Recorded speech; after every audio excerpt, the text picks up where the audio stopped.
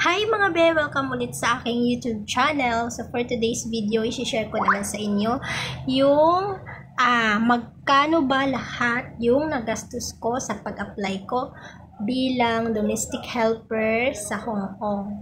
So first, una kong punta sa agency, sinabi sa akin na magdala ako ng 6.5. So 6.5.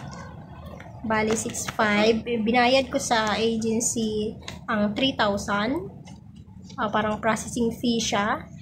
Tapos, 3,000 yun. Tapos, sinabi sa akin na kailangan ko mag-medical. So, ang medical is 3,580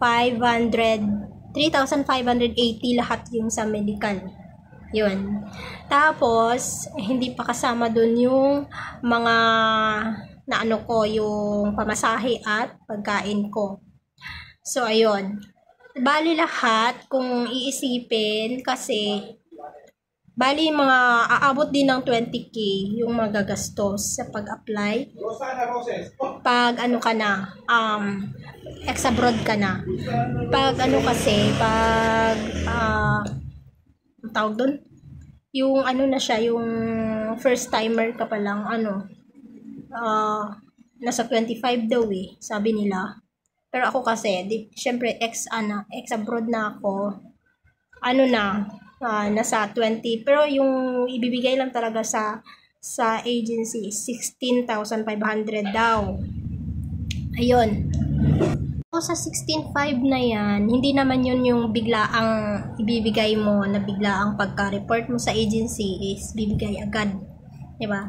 Unti-unti naman siya guys. Una, diba yung parang processing fee, yung 3,000 pag-report ko. Tapos medical ko na 3,580. Tapos pahinga muna. Nag-OWA na ako. Wala namang bayad yun. Pidos. Tapos, yun nga, hindi naman ako nag-testa kasi hindi pa expired yung sa testa ko. Kaya yun lang muna. Tapos, if yung sa ipin, sa dental, yun yung magagastos kapag may bubunutin kang ipin or magpapapasta ka na sinabi. Pero sinabi naman sa amin sa agency na pag sinabi daw na kailangan bunutin or magpapasta, sabihin lang daw na wala ka pang pera. So, yun lang naman daw. Hindi naman daw yun required talaga. Pero, syempre, nasa sayo naman na katulad ko kasi kailangan ko nang magpabunot ng ipin kasi sumasakit na siya. Medyo na kasi, nabubulok na talaga So, kailangan kong magpabunot. So, dagdag na din yun. So, yun nga, sabi ko, mga nasa pagtututalin mo din kasi yung pamasahe mo. Pag dito ka lang sa Maynila, yun, makakatipid ka. Kasi medyo malapit lang usually sa isang araw, mga 200 lang yung magagastos mo sa pamasahe papunta pabalik. Pero yung pagkain, ayun, nakatipid ako doon yung sa pag-uwa kasi 3 days yun, di ba? So, yung pamasahe ko malapit lang. Nasa kapatid ko ako, yung dito sa Taguig. Nakitira ako muna. Tapos yung agency, nasa Pedro Hill. 3 biyahe ako. Pero, sa jeep, lang yun, 13 pesos unang sakay ko. Pagbaba, papuntang LRT, 18. Tapos LRT, papuntang Pedro Hill, 25 pesos. So, bali, nasa 50 plus lang.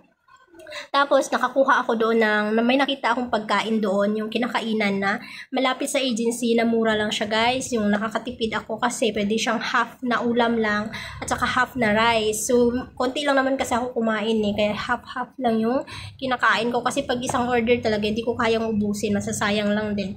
So, pag gulay, bali pati yung half rice na rin yun at saka half na gulay. 35 pesos lang yung nagagastos ko, sobrang tipid ko guys. Sabi ng mga kasama ko, sabi, saan ka kumain? Sabi, sa amin 100 plus yung nakain namin. Sabi yung nagastos namin ngayon sa pagkain. Yun daw 100 plus na daw sa kanila. Sa akin 35 lang. Kasi mag-isa lang ako noon, hindi kasi ako sumama sa kanila. Kasi yung mga kasabayan ko, marami kami, siyam kami. Bali 20 ngayon kami pero sa kabilang kwarto sila. Pero Maris Agency din, pares lang din. Pero magkaiba kami ng room. Tapos yun, sabi ko, nag-CR pa kasi ako. Sabi ko, tapos pag labas ko, wala na kayong lahat. So, ako na lang kumain mag-isa. Kaya, hindi ko na rin sila nakita kung saan na sila. So, yun nga. Tapos, pag karne naman yung ulamin mo, tapos half rice, 45 pesos lang, o di ba? So, doon, nakatipid na ako doon. Tapos, yun, bali, yun nga, yung mga gastos lang. Kaya, sinishare ko lang sa inyo. Depende din naman pag malapit ka or nasa probinsya ka pa galing, yan. Mas magagastusan ka talaga. Kaya, yung pag-a-apply mapuntang Hong Kong is, nakadepende din kung saan ka pa nang galing or ano. Pero yung sa agency talaga, yun na talaga yun. 16.5 daw talaga yung magagastos mo lahat doon. Pero, syempre, hindi na nila sinasali yung mga labas-labas na pamasahe mo na at sa pagkain mo, wala na yun doon. Yung doon lang yun mismo sa agency at saka yung medical mo. Lahat ng mga tungkol doon yung turok pa daw kasi kailangan pa namin ng ano ba yun? MCR? Ano ba yun? Yung injection yon bago mag-flight. Ayun. Tapos siguro yung sa visa din yon. Yan. I-update ko na lang kayo guys kung ano pang para saan pa yung remaining na yan na balance ko. Kasi hindi pa nga tapos yung pag-a-apply ko sa bansang Hong Kong. Malapit na, hinihintay ko na lang guys is yung visa ko. Pero hindi ko pa nababayaran yung sabi sa akin ng agency na 10,000 pa yung balance ko. So hindi ko pa naman nabibigay yun sa kanila at hindi pa naman sila nag-update sa akin kung kailan ko yung dadalhin sa kanila. Yung naibigay ko pa lang is 3K. Tapos 150 na pidos. Yun lang yung nagastos ko. Ayan, update ko kayo guys sa next na upload ko pag natapos ko na yung aking lahat ng requirements at mag-flight na ako. Update ko kayo kung para saan yung natitirang balance na yon. Ayan. Thank you so much sa panonood. Sana may natutunan kayo sa video kong ito. At huwag niyo kalimutang mag-subscribe sa aking YouTube channel kasi nag-upload ako dito guys ng aking experience sa pag-a-apply sa bansang Hong Kong. Ayan, thank you so much. Sana supportahan niyo ako. Bye!